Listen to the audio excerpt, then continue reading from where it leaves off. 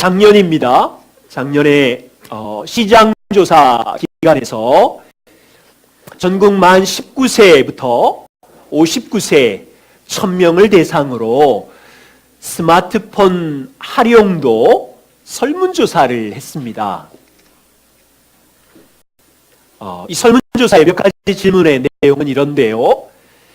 당신은 스마트폰이 없으면 일상생활에 지장이 있을 것 같다고 생각하십니까? 여러분 어떠세요?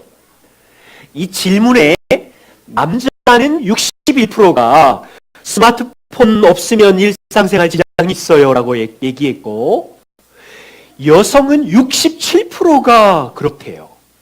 제가 이 통계를 보고 남자보다 여자가 더 스마트폰에 더 빠져있구나 알게 되었어요.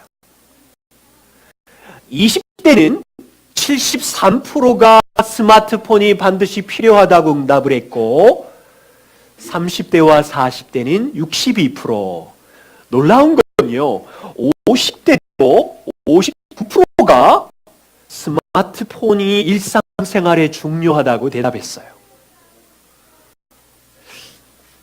또 두 번째 질문은 이렇습니다. 스마트폰을 집이나 회사에 두고 나오게 되면 마음에 불안감이 있습니까? 라는 질문이었는데 10명 중에 6명이 스마트폰을 두고 오면 안절부절하다고 대답했어요. 세 번째 질문은 당신은 화장실에 갈 때도 스마트폰을 가지고 들어가십니까? 61%가 yes. 저도 여기에 작년까지 해당이 됐어요. 한 몇 개월을 갖고 들어가니까 아침에 주요 뉴스들을 다 체크하고 들어오는데 내가 이거 뭐 하는 거지? 그래서 올해는 결심을 하고 아직까지는 화장실에 책을 가지고 들어갑니다. 네 번째 질문은 이렇습니다. 당신은 궁금한 것이 있으면 옆 사람에게 물어보기 전에 스마트폰으로 검색합니까? 라고 대답하니까 64%가 나는 스마트폰 검색이 더 빠릅니다. 또 이런 질문도 있었어요. 당신은 잠들기 전에 스마트폰이 어디에 있는지 정확히 확인하고 거기에다가 두고 때로는 손에 쥐고 잠을 주무십니까? 그랬더니 59%가 그렇대요. 작년 한 해 동안 스마트폰은 우리 모두의 삶의 중요한 도구였습니다. 어쩌면 스마트폰은 그 어떤 것보다 우리의 인생에 재미와 만족을 주었던 도구였어요. 어쩌면 스마트폰은 가족보다 더 많이 아끼고 소중히 여기고 쳐다보고 보호하고 다칠세라 깨질세라 이별할세라 최고의 친구로 지냈었어요. 저도 반성합니다. 자, 그렇다면요, 올해도 우리는 가장 필요한 삶의 도구가 스마트폰일 수 있는데,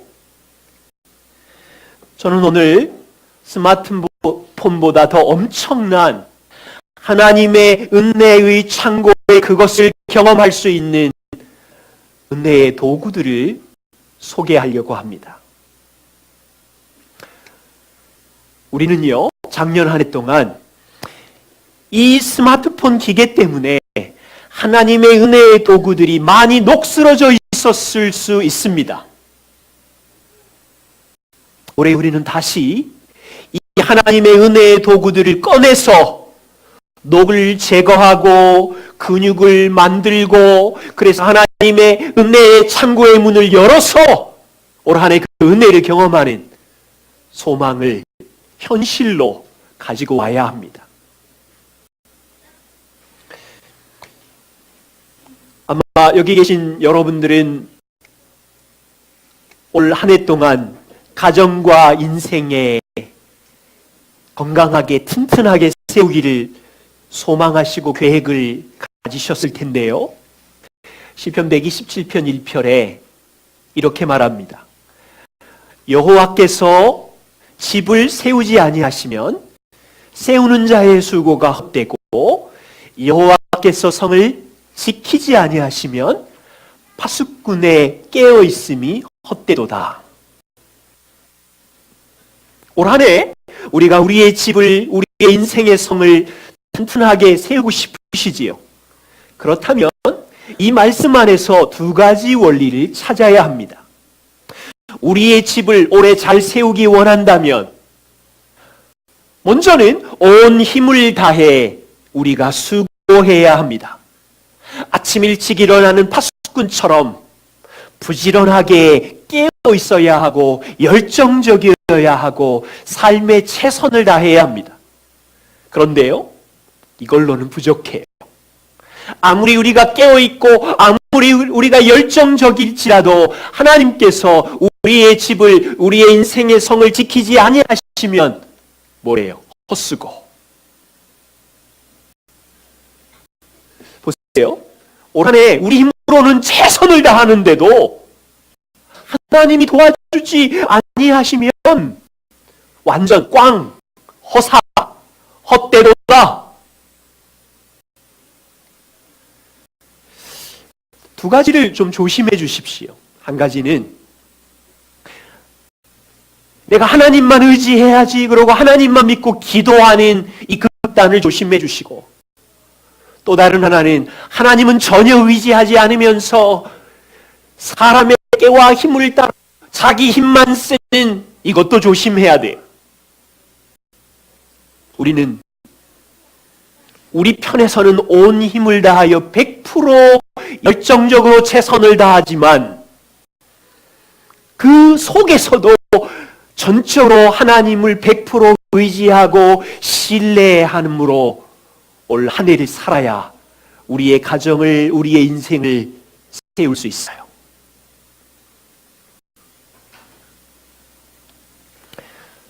그렇다면요, 우리가 100% 우리의 힘을 다해 최선을 다할 때 우리는 하나님이 주신 은혜의 도구들을 사용함으로 최선을 다하면 하나님의 은혜와 능력을 경험할 수 있어요.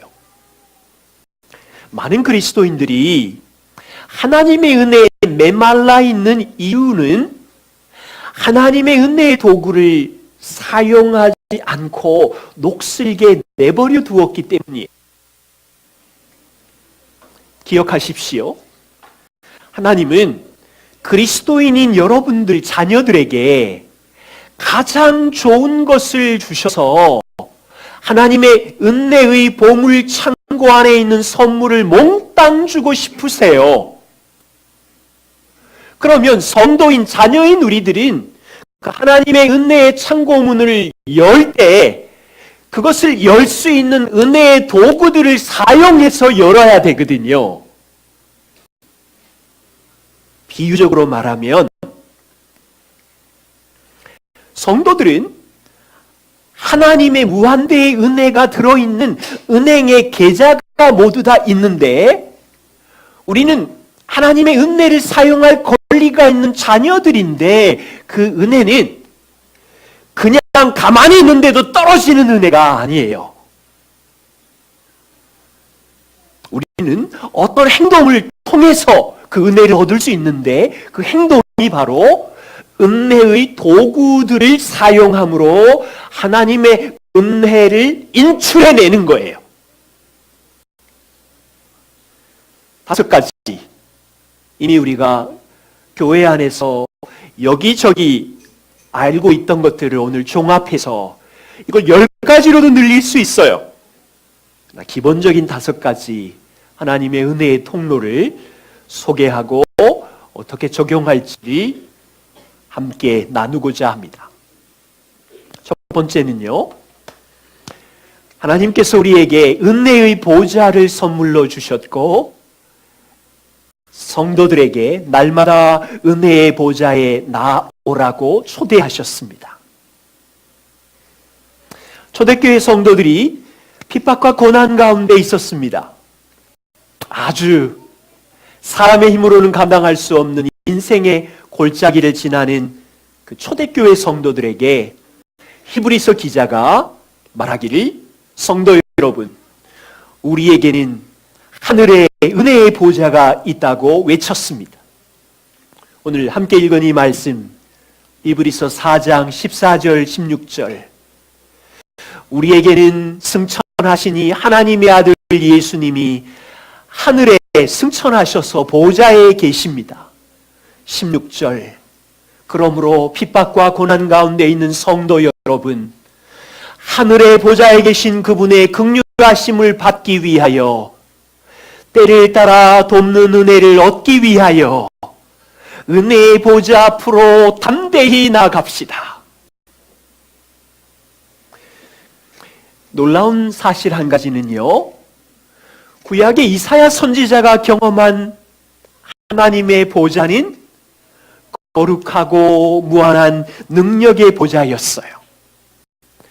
은혜의 보좌라는 별명이 없었어요.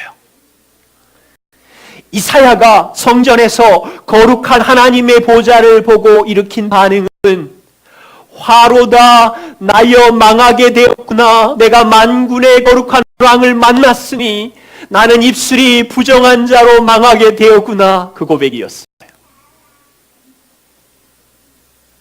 바울이 디모데전서 6장 16절에 하나님은 가까이 가지 못할 빛에 거하시고 어떤 사람도 하나님은 보지 못하는데, 여러분 구약의 대제사장 아시지요? 하나님이 임재하신 지성소 안으로 매일 들어갈 수 있었던 것이 아니라 1년에 한 번만, 그것도 짐승의 피를 가지고서야 들어갈 수 있는 거룩한 보좌요, 심판의 보좌였는데, 이제 예수 그리스도께서 십자가에서 우리가 받을 진노를 다 받으시고는요, 하늘의 지성소 은혜의 보좌의 문을 활짝 열어 제치고, 지금 히브리서 기자가 그리로 들어오라고, 하나님의 은혜의 보좌가 열렸으니 들어와서 담대히 나오라고 격려하는 거예요. 격려. 우리가 하나님의 은혜의 보좌에 나아갈 때는 이제는요, 하나님의 진노가 두려워서 공포를 느낄 필요가 없고요, 두려움을 느낄 필요가 없고요, 아무리 망가졌을지라도, 아무리 골짜기에 갇혔을지라도 그냥 당당하게 나갈 수 있는 은혜의 보좌를 주시고 그리로 들어오라고 초대해 주시는 거예요. 올 한해 이 보좌에 나아가십시다. 작년 한 해 동안 여러분의 일상의 삶에서 은혜의 보좌의 문을 얼마나 자주 두드리셨습니까? 올해도 변함없이 이 은혜의 보좌의 문은 열려 있고 하나님의 은혜의 보물 창고는 열려 있어요. 연초에 저와 아내는 아침 말씀 묵상과 은혜의 보좌 기도 후에 카톡에 완료라고 상호 책임지기로 했습니다. 왜 그랬을까요? 혼자 해보니까 잘 안 돼요. 자꾸만 스마트폰으로 손이 달려가는 본성이 있고요, 자꾸만 급한 일들이 치고 들어오기 때문에 더 중요한 은혜의 보좌를 지식적으로는 알지만 삶으로 살아내려니 왜 이렇게 제가 타락했는지 모르겠어요. 도움이 필요한 거예요. 알게 되는 건요, 사람의 본성은 정말로 이상합니다. 형통한 날은 내게 필요한 것이 다 있기 때문에 은혜의 보좌 기도의 자리에 나가지 않아요. 형통한 날은. 곤고한 날은 하나님 왜 나를 이렇게 힘들게 하세요? 나는 당신이 싫어요. 고집부리며 기도의 방을 닫아버려요. 자기 의지를 다하여. 그런데 참 이상하지요. 형통한 날에도 공고한 날에도 스마트폰은 옆에 있어요. 항상 있어요.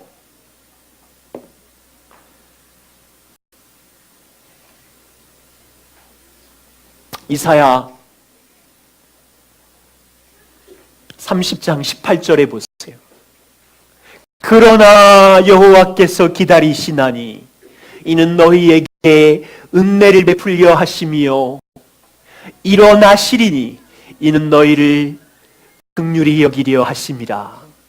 하나님은 우리가 엉망일 때도 그러나 우리를 대적하지 아니하시고 우리를 기다리시나니, 왜 기다려요? 은혜를 베풀기 위하여 기다리시는 아버지이시다. 얼마나 놀라운 은혜의 아버지이십니까? 우리가 이 은혜의 보좌를 사모하며 조금만 일어나면 그분도 보좌에서 일어나셔서 은혜를 주고 싶어서 안달이 나신 아버지를 올 한 해 우리가 함께 누리길 원합니다. 두 번째 은혜의 도구는 말씀이지요. 우리는 날마다 하나님의 은혜의 말씀에 나아가기를 원합니다. 이 말은요, 단순히 매일 성경 한 장, 두 장 읽어버리자 이 정도의 뜻이 아닙니다. 여러분, 대체로 어떠세요? 아침에 일어나 피곤해 지쳐서 눈을 뜨기도 힘든 그때 억지로 성경을 읽었다, 큐티를 했다, 이 정도가 말씀 묵상일까요? 이 시간은요, 말씀을 묵상할 때 묵상이라는 말씀을 읽는 이 통로를 통해서 하나님은 부족한 우리를 인격적으로 만나고 싶어서 이 도구를 사용하시는 거잖아요. 시편 기자의 마음을 한번 보세요. 시편 63편 1절에 보면 하나님이여 주는 나의 하나님이십니다. 여러분도 이런 고백하시죠? 하나님, 주는 나의 하나님이십니다. 그런데 뒷줄에 이런 갈망이 있으세요? 하나님, 나의 하나님이시기에 내가 간절히 주를 찾되 어떻게 찾아요? 물이 없어서 마르고 황폐한 땅에서 얼마나 메말라요? 내 영혼이 주를 갈망하며 내 육체가 주를 앙모합니다. 보통 표현이 얼마나 강렬한 표현인지 보십시오.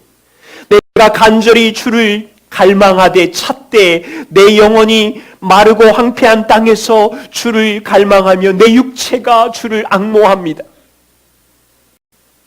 솔직히 말하면 우리의 육체가 스마트폰을 갈망하고 앙망하고 있지. 어디 갔나? 없어지면 불안해하고. 하나님의 은혜에 대한, 말씀에 대한 갈망은 우리에게 있나요?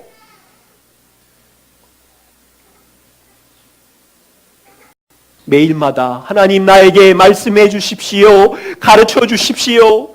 제 힘으로 어떻게 아이와 세상과 주님의 사람으로 살지 모르겠어요. 이런 갈망을 가지고 말씀을 시작하는 올 한 해 되면 얼마나 좋을까요? 사도행전 20장 32절에 바울이 에베소를 떠나면서 헤어지기 직전에 장로들에게 이렇게 부탁합니다. 지금 내가 너희를 주와 은혜의 말씀에 너희를 부탁하노니 그 말씀이 너희를 능히 든든히 세우사. 와, 놀라운 표현이에요. 바울은 지금 에베소 교회를 두고 아마 선교 여행으로 어딘가 떠나야 되는데 누구에게 부탁하냐면 예수님께 이 교회를 부탁드리고 있고 은혜의 말씀에게 이 장로와 성도들을 부탁하고 있어요.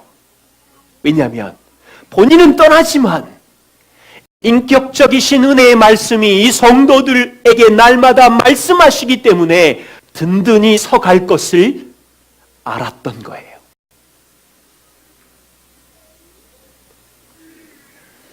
올 한 해 가정과 인생이 잘 서기를 원하시지요. 그렇다면 우리는 100% 우리 편에서 최선을 다해야 할 때 하나님이 우리를 도와주실 텐데 우리 가정이 든든히 서가려면 이 은혜의 말씀의 도구를 전략적으로 사용해야 돼요. 작년까지 조심스럽게 자신을 돌아보십시오. 우리의 본성은 왜 이렇게 하나님의 은혜의 말씀을 극도로 싫어하는지 몰라요. 저만 그래요? 신앙생활이 10년 되고 20년이 되어가지만 날마다 은혜의 말씀 앞에 무릎 꿇는 근육은 왜 이렇게 생기기가 어려운지 몰라요. 그냥 이렇죠. 인생에 성공한 날, 잘 될 때는 바쁘다는 핑계로 성경을 덮어버리고, 인생에 안 풀리는 날, 실패한 날은 화가 나고 고집을 부리며 성경책을 덮어버리고, 그럼 언제 하나님의 지혜를 따라 살아요? 교회 그냥 행사할 때?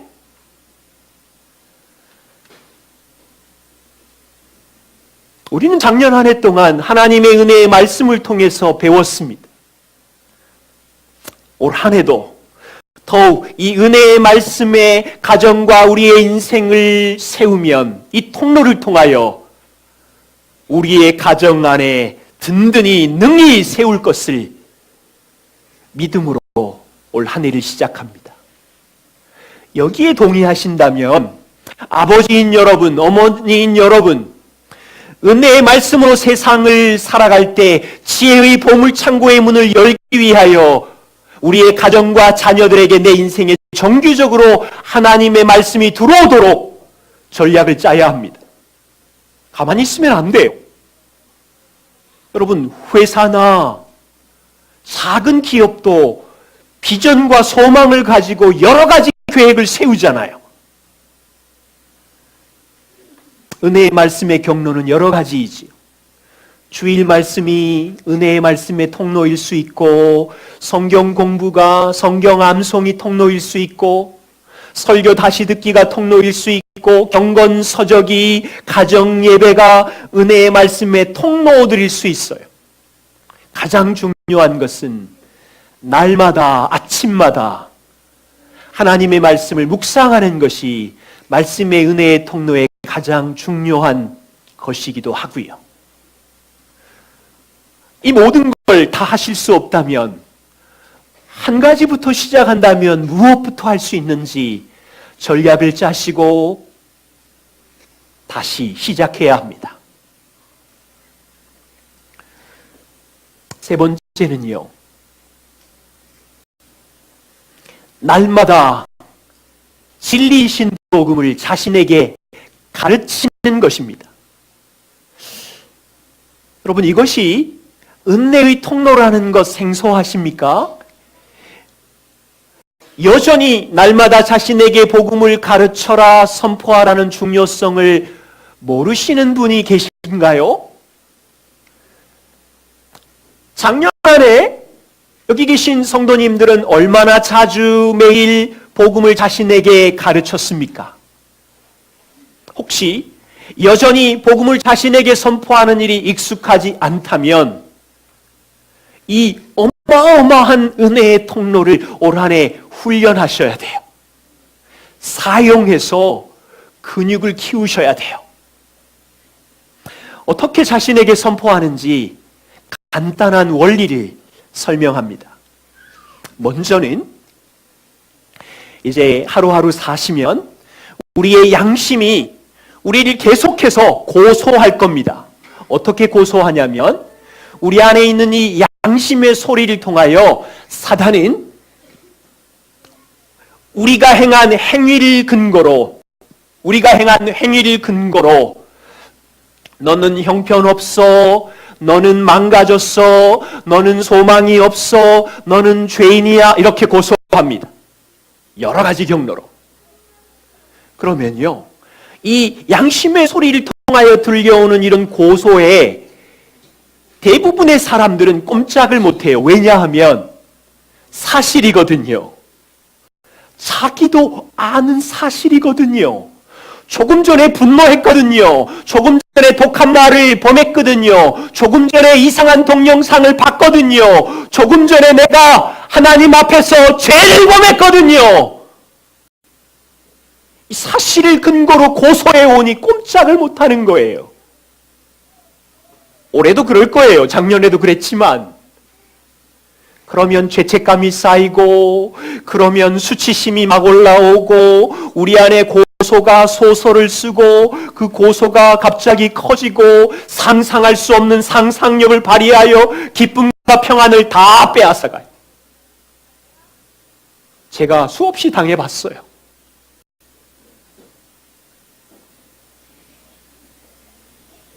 어떤 경우는 하루, 어떤 경우는 몇 주, 어떤 경우는 몇 달을 비참하게 살아요. 그럴 때 우리에게 이런 확신이 필요해요. 내 양심의 소리는 내가 행한 행위의 사실 근거로 고소해 올 때 우리는 하나님이 이루신 복음의 사실로, 복음의 진리로 공격하는 거예요. 그리스도를 통하여 이루신 영원한 복음의 사실, 그것을 자신에게 다시 가르치는 거예요. 제가 선포하라는 단어보다 가르치라는 단어를 사용한 이유는 대부분 성도들이 자꾸 잊어버려요. 그리고요, 제가 알게 되는 것은 복음을 가르치고 가르칠수록 그 은혜가 더 커져가요. 똑같지 않아요. 그 용량이, 그 부피가, 그 넓이가, 복음이 주는 은혜가 더 어마어마해요. 그래서 매일 배워요. 그때 우리가 할 일이 있어요. 나는 죄인임을 빨리 인정하는 거예요. 대부분 사람들의 반응은 나 죄인 아니야. 이거는 저 사람 때문이야. 남 탓을 하는데 제발 그러지 마시고 나 죄인 맞아. 나 너 고소대로 더 망가졌어. 오히려 이런 용기가 있을까요? 네가 하는 것보다 나는 더 망가진 죄인이야. 최대한 빨리 자신의 죄인됨을 인정하시고, 그리고 우리가 할 일이 있어요. 우리가 할 일. 하나님이 하신 것을 선포하는 거예요. 나는 죄인이 맞다. 그런데 십자가를 봐라. 나의 모든 죄의 고소장이 십자가에서 예수님이 찢으셨다. 네가 고소하는 내용대로라면 나는 죽어야 마땅하지만 하나님의 아들이 나 대신 십자가에 죽으셨다. 나의 심판이 끝났다. 나는 완전히 용서받았다.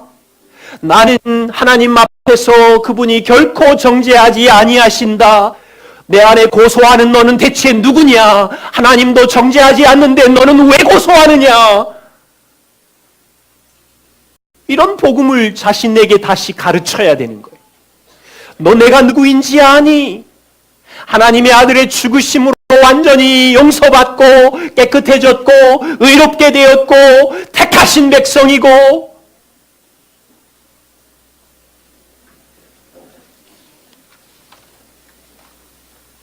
올 한해 여러분들에게 믿음의 싸움이 있어요. 이 복음을 선언하지 않으면 여러분은 하루 종일 나쁜 생각과 나쁜 감정으로 소설을 쓰면서 자유 없이 죄책감의 수렁, 나쁜 감정의 수렁에 계시던지, 아니면 빨리 이 하나님의 은혜의 창고의 통로의 문을 여는 복음을 자신에게 선포하든지, 이 믿음의 싸움을 매일 하시는 거예요.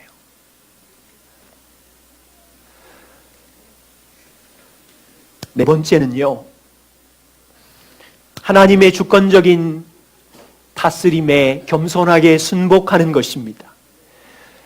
베드로전서 5장 5절부터 6절입니다. 함께 같이 말씀을 읽겠습니다. 같이 읽겠습니다. 다 서로 겸손으로 허리를 동이라. 하나님이 교만한 자를 대적하시되 하나님의 능하신 손 아래서 겸손하라. 때가 되면 높이시리라. 올 한 해 동안 우리 편에 서야 할 일은 인생의 모든 상황과 사건이 하나님의 능하신 통치의 손 아래에 있음을 인정하고 겸손하게 굴복할 때 그 겸손이 은혜의 통로가 되어서 우리에게 하나님의 은혜를 채워주십니다.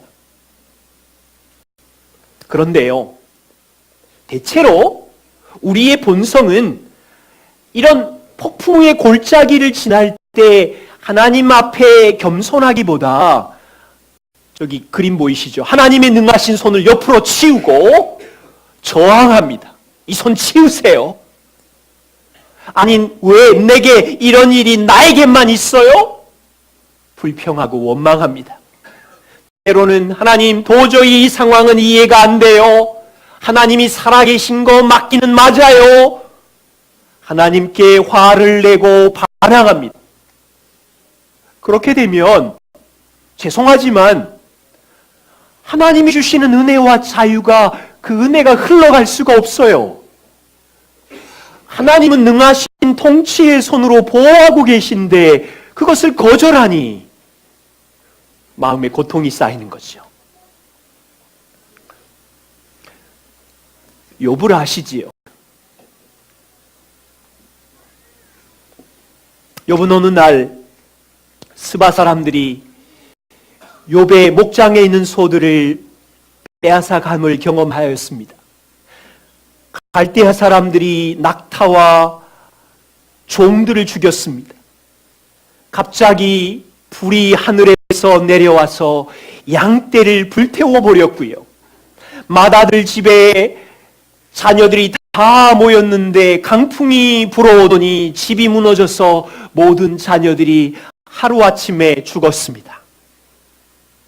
욥 자신도 발바닥부터 머리까지 악창이 나서 병으로 고통을 당하게 됩니다.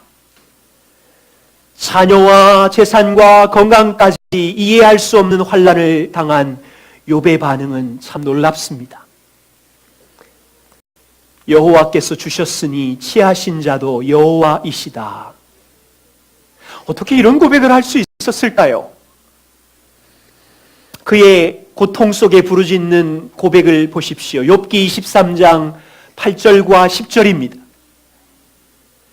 그런데 내가 앞으로 가도 그가 아니 계시고 뒤로 가도 하나님이 보이지 아니하시며 그가 왼쪽에서 일하시나 내가 만날 수 없고 그가 오른편으로 돌이키시나 내가 배울 수 없구나. 여러분, 욥의 경험한 이 고난의 골짜기 속에서 여기 우리 자녀들이 부모에 대한, 환경에 대한, 또 우리들이 직장에 대한 그런 골짜기와 고난에 대한 불평과 원망과 증오심이 있는 분들이 있지만 욥 같겠어요. 그런데 욥이 사방팔방 하나님의 돌보심을 전혀 경험할 수 없을 때 그의 믿음의 고백은 이렇습니다. 나의 가는 길을 오직 그가 아시나니 그가 나를 단련하신 후에는 내가 순금같이 나오리라. 여기 한마디 추가하고 싶어요. 때가 되면 순금같이 나를 높이리라. 2018년 올 한 해 동안 저와 성도들의 삶에 형통한 날이 분명히 있을 겁니다.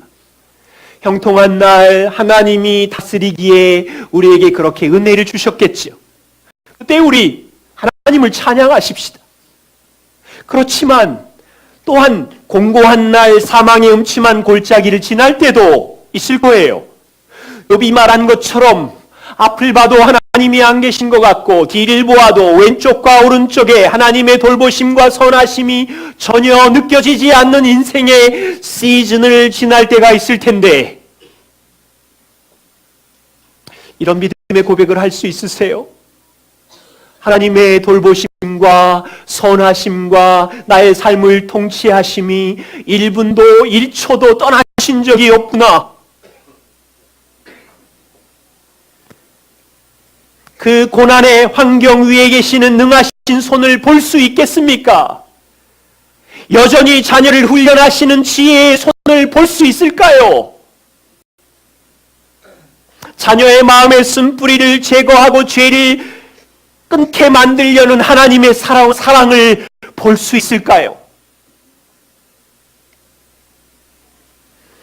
저는 작년 한 해 우리 성도들이 직장을 잃어버리는 분도 계시고 관계의 아픔으로 억울함을 당하는 분들도 계시고 재정과 질병으로 고통당할 때 겸손하게 반응함으로 이 골짜기를 통과함으로 은혜를 누리는 것을 보았습니다.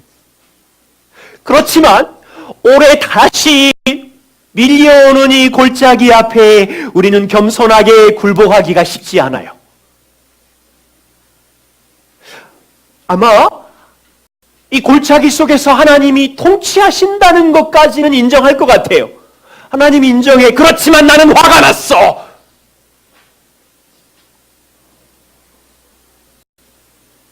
지금 말씀은 통치하심도 인정하지만 화가 난 마음이 아니라 굴복하는 거예요.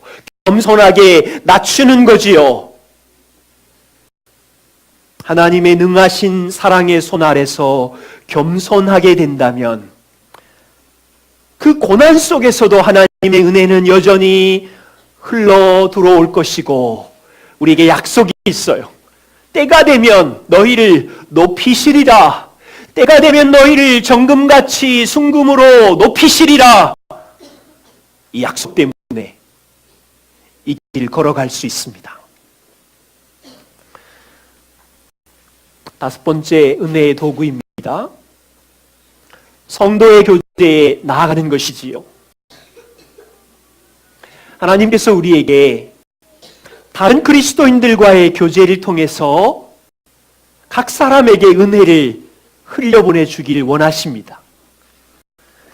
여러분 신약 성경을 읽어보시면 서로 위해 기도해라, 서로 사랑해라, 서로 죄를 고백해라, 서로 용납해라, 서로 격려해라, 서로 용서해라,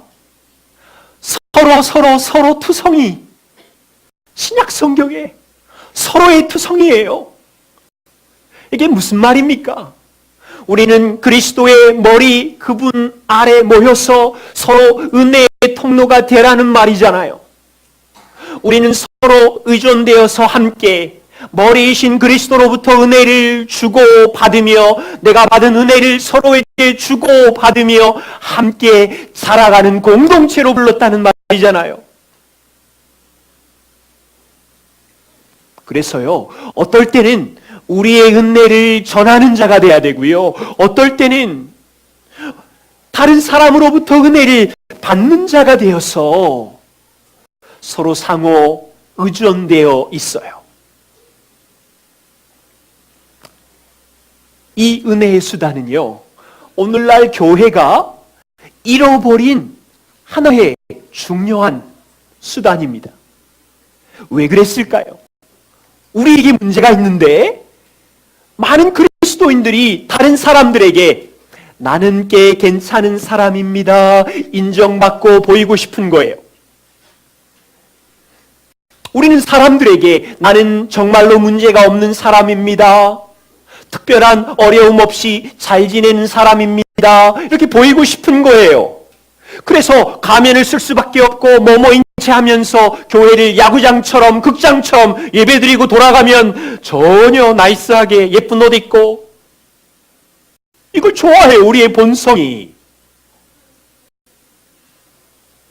여러분 엄밀히 따지면 하나님의 은혜와 도움이 가장 필요할 때 다른 사람으로부터 약함을 나누고 은혜를 공급받아야 되는데 가장 힘들고 어려울 때 도망가 버리고 숨어버리고, 이게 우리의 본성이라니까요. 본성. 죄의 은폐성, 숨기고 싶은 마음. 우리는요, 얼마나 망가진 죄인인지 알아야 돼요. 바울의 고백처럼 평생 죄인이기 때문에, 이 무슨 말이냐면 날마다 서로의 은혜가 정말로 필요한 존재라는 이야기인데 이걸 왜 인정 안 하려고 그러는지 모르겠어요, 저는.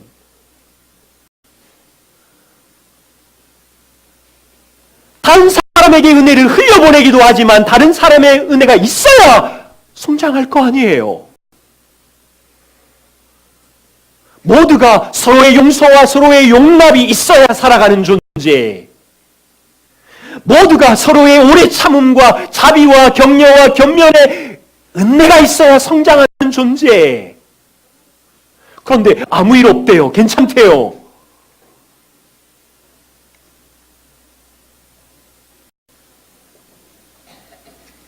그러면요, 우리는 어떻게 서로에게 은혜를 전달하는 통로가 될 수 있을까요? 저희의 나아갈 소망은 단지 그냥 우리의 아픔을 푸념하고 고민거리를 중얼중얼 내어놓는 수준이 아니고, 단순히 물질을 조금 나누는 정도의, 그것도 좋은 은혜입니다만, 지금까지 나눈 이 5가지를 통해서 서로에게 은혜를 흘려보낼 수 있습니다.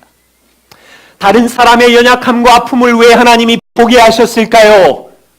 비난하고 정죄하라고 보게 하신 것이 아니라 여러분 안에 있는 은혜의 보좌에 나아가 그 성도의 짐을 함께 지며 기도함으로 서로를 돌보라고 성도의 약함을 듣게 하시고 보게 하신 거예요. 근데 우리의 본성은 정죄하고 비난하고 손가락질하기에 바쁘지요. 왜 매일마다 하나님이 은혜의 말씀을 우리에게 주셨을까요? 그것은 나에게 유익을 주는 말씀이기도 하지만 나만 만족하라는 말씀이 아니라 내게 주신 이 말씀으로 배우자를 섬기고 자녀들을 섬기고 교회 와서는 다른 성도에게 은혜의 말씀을 흘려보내라고 주신 것이지요. 여러분, 복음을 우리가 기억하고 있지만 주변을 돌아보세요. 사망의 골짜기에 갇혀서 두려움과 수치심에 떨면서 복음을 잊어버린 친구들이 많아요. 그들에게 복음을 붙들고 있는 여러분들이 서로 괜찮아. 주님이 우리의 수치를 가려주셨어. 주님이 우리를 돌보고 계셔. 복음을 기억하게 함으로 은혜를 흘려보내는 거예요. 주변을 보세요. 아픔과 슬픔의 골짜기에서 허우적거리며 쓴마음을 가지고 있는 사람들이 있는데, 여러분들이 그 과정을 통과하셨다면, 하나님의 주권을 겸손하게 인정하며 폭풍우를 지나셨다면 그들에게 찾아가서 긍휼의 마음으로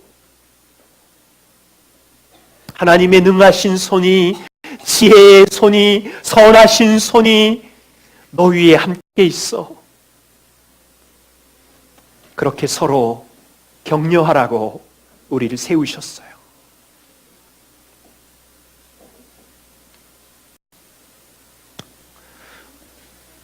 작년 한 해 동안 성도의 교제 공동체 안에 여러분들이 이렇게 섬겨주셔서 감사합니다. 올해도 작년처럼 우리가 얼마나 형편없는 죄인인지 계속해서 바닥이 보일 텐데, 우리는 나에게도 실망하잖아요. 나에게도 실망한다는 얘기는 서로의 약함이 보일수록 실망하는 바닥을 다 갖고 있다는 뜻인데, 우리가 기억할 것은 위에 계신 보좌에 계신 그분이 내가 아는 요 정도로도 실망하는데 그분은 다 아시고도 우리를 용납하시고 우리를 받아주시기에 우리가 이 몸 안에서 용납하고 받아줄 수 있음을, 그것이 은혜를 누리는 거지요. 올해도 우리가 함께 성도의 교제 안에 죄의 쓴뿌리가 보일 것입니다. 아주 힘들어요. 그럴 때 우리는 서로 인내해야 돼요. 주님이 우리에게 인내하고 오래 참으셨듯이 우리는 서로에게 오래 참으며 때로는 죄를 고백하며 용서를 구할 때 거기에 세상에 없는 은혜가 우리 공동체 안에 있는 것이지요. 올해도 우리가 함께 기도하고 격려하면서 하나님의 은혜의 통로로 사용되기를 부탁드립니다. 마지막으로요, 이 은혜의 도구들을 사용할 때 기억해야 할 한두 가지가 있습니다. 아주 중요합니다. 첫 번째는요, 이 하나님의 은혜의 도구들은 도구일 뿐이지 힘의 원천이 절대로 아닙니다. 힘의 원천은 이 도구들을 사용할 때 우리 안에 역사하시는 성령님이 힘의 원천이에요. 기도, 말씀, 복음을 기억하는 거, 겸손, 성도의 교제, 이 도구가 힘의 원천이 아니에요. 그것을 사용할 때 성령께서 뜻대로 우리에게 은혜를 부으시는 거예요. 다시 말하면, 여기에 동의하신다면 이 은혜의 도구가 우리의 삶에 쌓일 때 그걸로 우리 인생의 땅의 복을 더 받기 위함이 아니라고요. 기도하면, 말씀을 보면, 공동체에 참석하면 하나님이 내게 땅의 복을 더 주시겠지. 아니요. 이미 우리는 그리스도 안에서 하늘에 신령한 모든 복을 받았어요. 그러면 이 은혜의 도구는 뭐냐? 여러분, 땅의 복 정도가 아니라 상상할 수 없는 예수 그리스도의 형상을 닮아가는 일에 이 도구를 쓰는 거예요. 물질이나 명예나 잠깐의 재미 정도가 아니라, 우리는 아직 어린아이여서 그게 더 재미있지만, 하나님이 우리를 불러내신 이유는 썩어 없어질 땅의 재미, 쾌락을 위하여 이 도구를 쓰라고 주신 것이 아니고 예수 그리스도를 닮아가라고 이 도구를 선물로 주신 거예요. 다시 말하면요, 우리 중에 누구도 이 은혜의 도구를 5가지, 10가지 다 사용한다고 해도 거룩함에 도달할 수 없어요. 우리의 거룩함은 그리스도의 거룩함이 우리에게 옷 입혔기 때문이에요. 다시 말하면, 여러분이 말씀 묵상을 10년 개근했고 새벽 기도를 10년 개근했을지라도 힘의 원천이 아닌 이 도구를 자랑하지 마세요. 가정예배를 10년 개근했다고 자랑하고 못하는 사람을 비난하지 마세요. 도구인데 왜 자랑하세요? 5년, 10년 했다면 무슨 일이 있어야 되냐면, 가정예배, 말씀 묵상, 기도의 도구를 10년, 20년 사용했으면 우리의 형상이 바뀌어서 서로 사랑하고 서로 온유하고 서로 오래 참고 서로 용납하는 게 더 늘어가야지. 도구를 자랑하고 앉아있네. 있을 데 없는 이상한 사람들 좀 보소.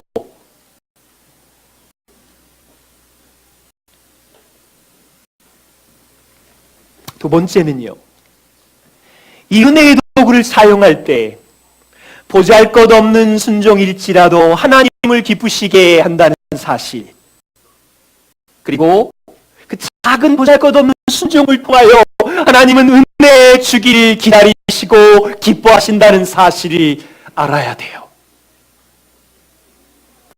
보세요. 우리는 육적인 성장도 서로 다르고 시즌이 다르지만 영적인 성장에서도 서로 다르고 시즌이 다릅니다. 여기 있는 5가지 도구, 10가지 도구를 다 사용하는 사람이 있기도 하지만 최근에서야 예수님이 누군지 듣고 이제 시작하시는 분들도 있어요. 이런 분들에게 이 5가지 도구는 다 사용할 수가 없겠지요. 어쩌면 한 가지 도구를 하루만 사용하더라도 하나님은 그 통로를 통하여 은혜 주기를 기뻐하시는 거지요.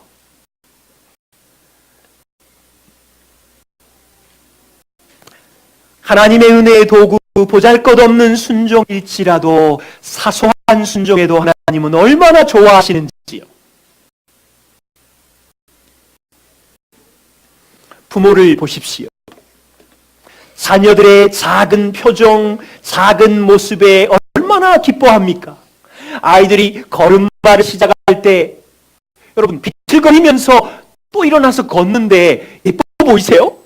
근데 부모들은 눈길이 떼지 않고 아이가 비틀거리다가 쓰러지고 넘어지는 게, 일어나는 게 그렇게 예쁜가 봐요. 어떤 부모님은 막 비디오에다가 담아가지고 자랑을 하면서 우리 아이가 쓰러졌는데 이제 드디어 걷기 시작했어.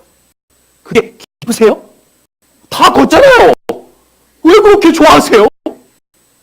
어제요, 저희 민유가 군대 갔는데 며칠 동안 그리워했는데 조그만한 내무반에 앉아있는 사진이 있어요. 그 사진을 보고 우리 집에 있는 한 여자가 얼마나 펑펑 울었다는지. 그 모든 남자들이 다 가는 군대에 내무반에 앉아있는 게 뭐 그게 예수라고. 부모의 눈에는 그 사소한 동작이 얼마나 기쁨이 되는지, 우리가 하나님이 인생의 주인이시고 은혜 주시기를 기뻐하시는 분인 줄을 알고 이 은혜의 수단 중에 한 가지라도 하루라도 시작하려고 몸부림칠 때, 쓰러지고 다시 시작할 때, 우리 하나님 아버지 얼마나 기뻐하실까? 얼마나 은혜 주고 싶으실까?